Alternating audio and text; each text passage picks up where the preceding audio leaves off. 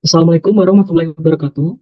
Kami di sini akan mempresentasikan tugas proyek akhir mata kuliah kecerdasan buatan dengan judul Sistem Pendukung Keputusan Klinis Gizi pada Balita yang beranggotakan pertama Yuda Wahyu Saputra dengan NIM 2200018431, Nailul Muna Alim Syarif 2200018356, selanjutnya saya Destiana Dinugraha 2200018382.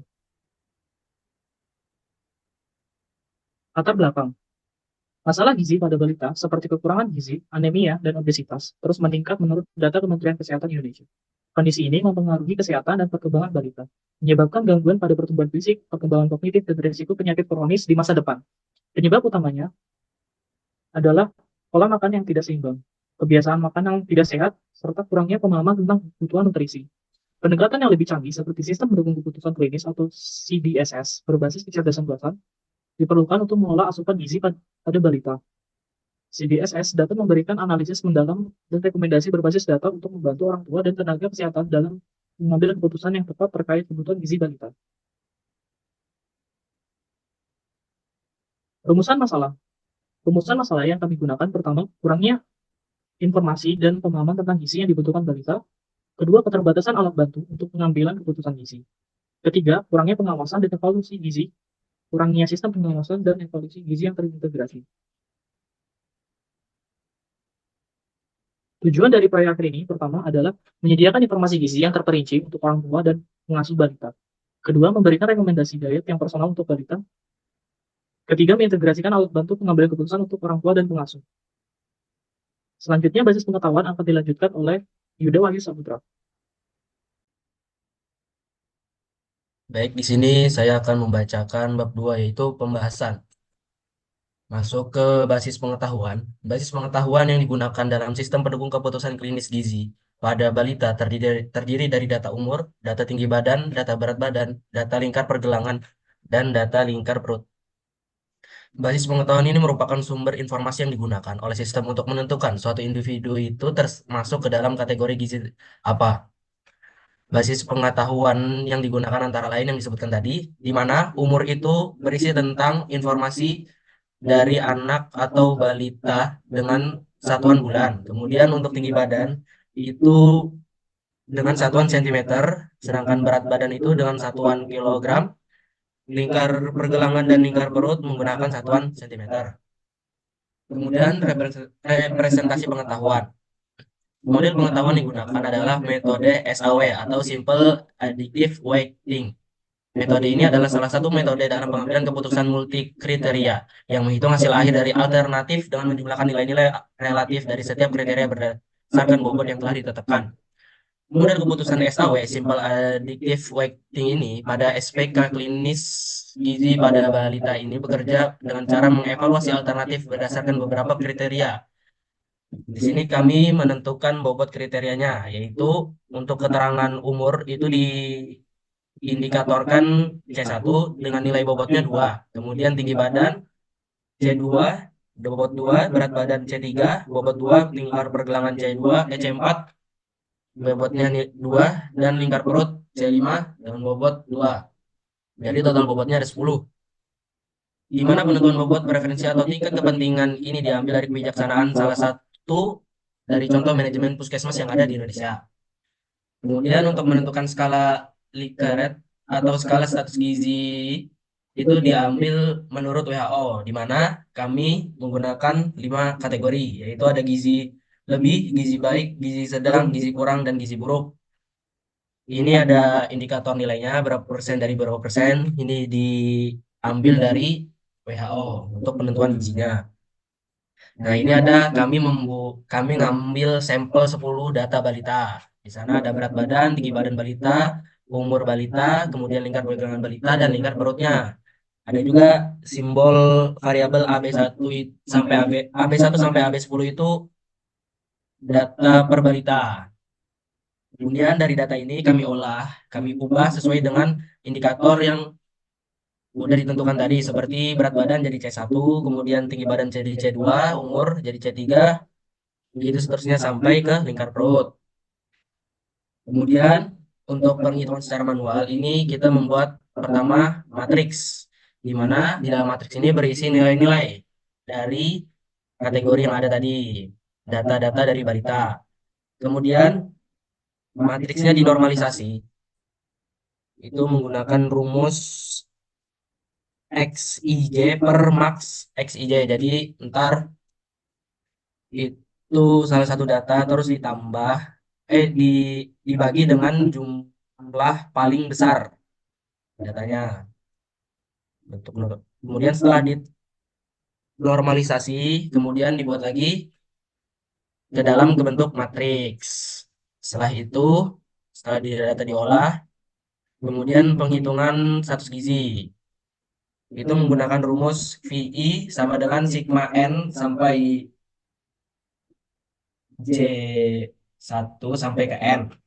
Terus dikali dengan WJ, RIJ, di mana VI itu nilai preferensi, WJ itu bobot ranking, kemudian RIJ itu rating kinerja ternormalisasi.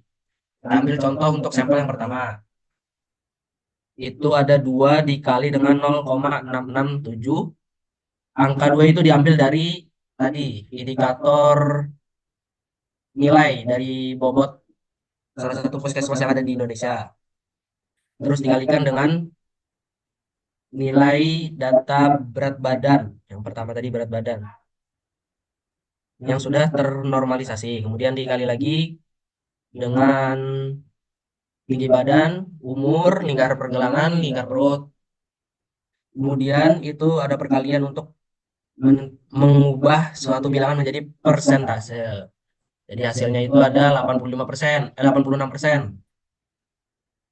Karena nilai AB1 86% berada di antara skala Likert 80 sampai 120 dan median BB per U dari WHO, maka status gizinya adalah gizi baik. Nah, di sini ada tabel di mana itu berat badan, tinggi badan, umur, lingkar pergelangan, lingkar perut itu sudah dinormalisasi. Kemudian dihitung menggunakan rumus yang di atas tadi, muncullah nilainya, persentasenya. Dari persentase ini kita dapat menentukan gizi ini gizi baik, apa gizi buruk, apa gizi sedang, gizi kurang, dan seterusnya. Kemudian masuk ke konsep teori. Pertama, gizi merupakan salah satu faktor yang menentukan sumber daya manusia dan kualitas hidup. Untuk itu, program perbaikan gizi bertujuan untuk meningkatkan mutu gizi, konsumsi pangan agar terjadi perbaikan gizi status masyarakat. Setelah itu ada metode yang kami gunakan. Metode yang kami gunakan itu adalah metode SAW.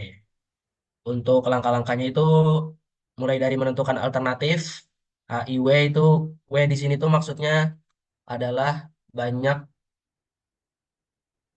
W ini adalah data balita. Kemudian menentukan kriterianya dari dalam pengambilan keputusan, yaitu dengan CJ. Setelah itu memberikan nilai rating kecocokan setiap alternatif pada kriteria. Kemudian menentukan bobot preferensi atau tingkat kepentingan setiap kriteria.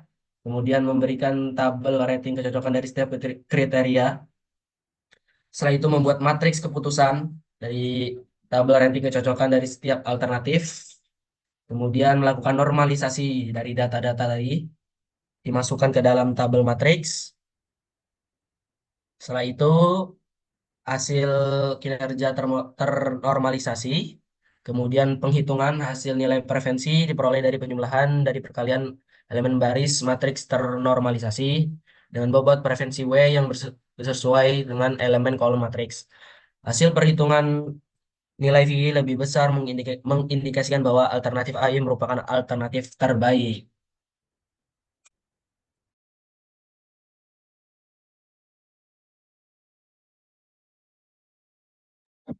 Selanjutnya akan dijelaskan oleh Syarif untuk penjelasan alur kerja dan UI dari aplikasi.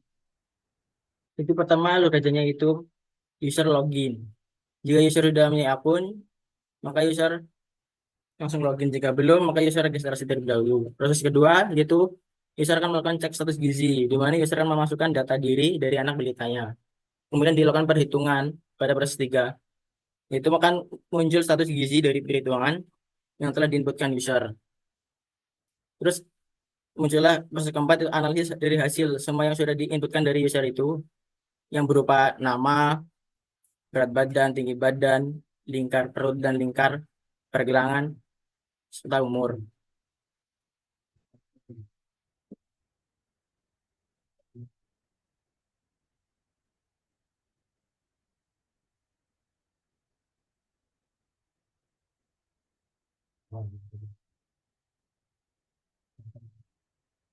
Di sini ada tahapan pembuatan aplikasi. Itu pertama, analisis kebutuhan. Tahap awal yang melibatkan identifikasi kebutuhan pengguna sehingga peneliti melakukan analisis dan pengumpulan data terutama anak balita mulai dari umur, berat badan, tinggi badan, lingkar perut, lingkar pergelangan. Kemudian membuat kategori dari setiap gizi yang diambil dari standar WHO. Dua, perancang sistem. Menurut Johan Singer, Robert B. Jackson, dan Stephen, perancangan sistem adalah sekumpulan aktivitas yang menggambarkan secara rinci bagaimana sistem akan berjalan. Perancangan sistem bertujuan untuk memenuhi kebutuhan pemakai sistem serta menggambarkan secara jelas dan lengkap agar proses kebutuhan sistem mudah dilakukan. Di sini ada use case diagramnya, di mana use case diagram itu adalah salah satu jenis diagram yang digunakan untuk menggambarkan interaksi antara pengguna dengan sistem dalam konteks tertentu.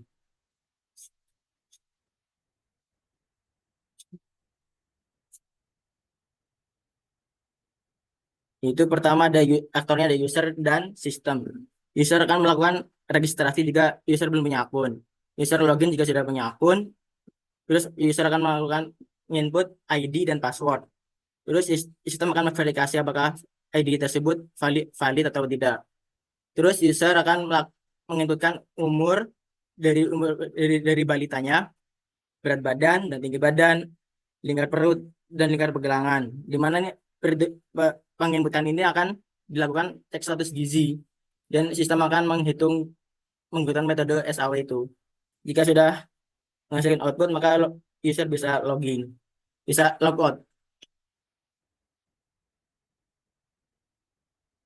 Nah, di ini ada user interface sistemnya. Pertama itu ada halaman landing page yang berisi sign up dan sign in. Terus halaman login. Halaman landing page itu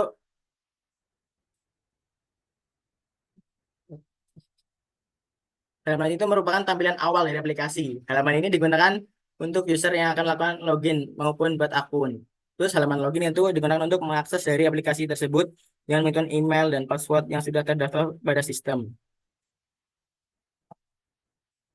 Ketiga ada halaman register, di mana halaman register digunakan untuk membuat akun bagi user yang belum mempunyai akun. Cara buat akun dengan cara menggunakan username, email, dan password.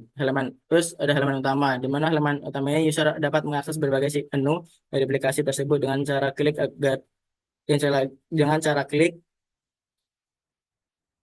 garis 3 pojok di atas. Pada halaman ini juga user dapat melihat berbagai menu ditampilkan.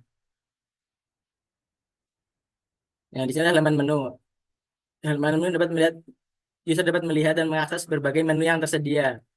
Terus ada halaman cek status gizi. Pada halaman ini user menginputkan berbagai ketentuan yang sudah ditentukan dan inputan tersebut akan dihitung untuk menentukan status gizi pada balita. Perhitungan ini menggunakan metode SAW. Dan ini ada halaman hasil dan halaman detail. Di mana halaman hasil merupakan halaman yang berupa hasil dari perhitungan. Halaman detail berisi inputan yang telah dilakukan user dan hasil perhitungan status gizi. Di sini ada halaman informasi yang berisi gizi buruk, gizi kurang, gizi sedang, gizi baik, dan gizi lebih. Terus ada halaman profil di mana akun dari user tersebut. Terus ini ada halaman tentang kami, itu tentang aplikasi yang kita buat. Selanjutnya ada halaman bantuan yang user bisa meminta bantuan kepada aplikasi. Dia mau mencari apa, atau mengetahui apa-apa. Terus saya akan mendemokan dari prototipe tugas akhir KCB. Di sini ada halaman login, di mana user akan mengirimkan email, password. Maka kita klik login jika sudah punya akun. Nah, di sini akan menampilkan halaman utama, di mana ini bisa cek status gizi dan informasi dari status gizi pada balita. Jika kita ingin cek status gizi, maka klik cek status gizi. User akan mengirimkan data dari anak balitanya yang berupa nama, jenis kelamin, lingkar perut, lingkar pergelangan, tinggi, berat, dan umur. Terus klik cek strategi untuk melakukan perhitungan pada sistem. Nah, di sini akan menghasilkan cek status gizi yang berupa dari inputan tadi, menghasilkan nilai 86%. Itu nilai gizi baik. Nah, ini detailnya yang berupa dari inputan tadi.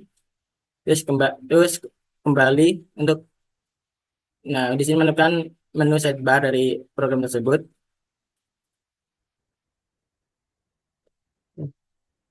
Yang berisi home, akun, cek status gizi, informasi. Klik home berarti ke menu home. Klik akun berarti ke menu akun. Klik informasi berarti ke menu informasi. Klik tentang kami berarti ke menu tentang kami. Klik bantuan ke menu bantuan. Klik tim berarti berisi tim dari pembuatan prototipe ini.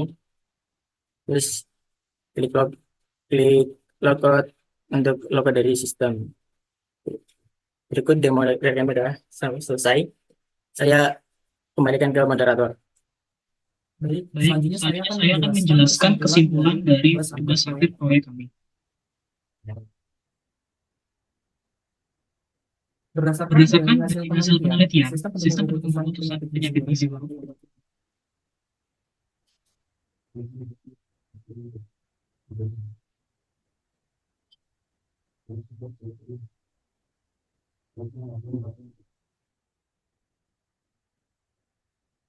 baik, di sini saya akan menjelaskan kesimpulan dari tugas akhir proyek kecerdasan buatan kami, yaitu